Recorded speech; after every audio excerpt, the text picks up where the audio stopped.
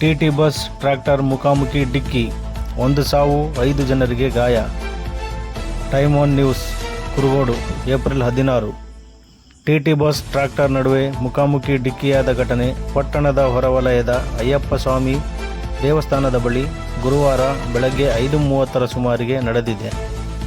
ತಿಮ್ಮಪ್ಪನ ದರ್ಶನ ಮುಗಿಸಿ ಬಂದವರಿಗೆ ಯಮನಂತೆ ಬಂದ ಟ್ರ್ಯಾಕ್ಟರ್ ಬಂದು ಸಾವು, 5 ಜನರಿಗೆ ಗಾಯ.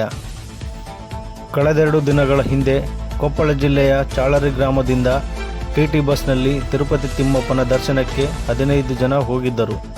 ದರ್ಶನ ಮಾಡಿಕೊಂಡು ವಾಪಸ್ ಊರಿಗೆ ತೆರಳುವ ಸಂದರ್ಭ ಪಟ್ಟಣದ ಅಯ್ಯಪ್ಪ ಸ್ವಾಮಿ ದೇವಸ್ಥಾನದ ಬಳಿ ಬೆಳಗ್ಗೆ ಎಮ್ಮಿಗನೂರು ಗ್ರಾಮದಿಂದ ಗೊಬ್ಬರ ಹೊತ್ತು ಸಾಗುತ್ತಿದ್ದ ಟ್ರ್ಯಾಕ್ಟರ್ ಚಾಲಕನ ಅಜಾಗರೂಕತೆಯಿಂದ ಎದುರಿಗೆ ಬರುತ್ತಿದ್ದ ಟಿಟಿ ಬಸ್ಗೆ ಡಿಕ್ಕಿ ಹೊಡೆದಿದೆ.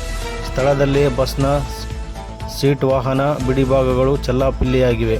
ಸ್ಥಳದಲ್ಲಿ ಒಬ್ಬ ವೃದ್ಧ ಮಹಿಳೆ ರತ್ನಮ್ಮ 70 ಅಸುನೀಗಿದ್ದಾರೆ. 5 ಜನರಿಗೆ ಗಾಯಗಳಾಗಿದ್ದು ಸ್ಥಳೀಯ ಆರೋಗ್ಯ ಕೇಂದ್ರದಲ್ಲಿ ಹೆಚ್ಚಿನ ಚಿಕಿತ್ಸೆ ಪಡೆಯುತ್ತಿದ್ದಾರೆ. ಅದೃಷ್ಟವಶಾತ್ ಸಾಕಷ್ಟು ಪ್ರಯಾಣಿಕರು ಯಾವುದೇ ಅನಾಹುತ ಸಂಭವಿಸಿಲ್ಲ. ಟ್ರ್ಯಾಕ್ಟರ್ ಚಾಲಕ ಪರಾರಿಯಾಗಿದ್ದು ಘಟನೆ ಸಂಬಂಧ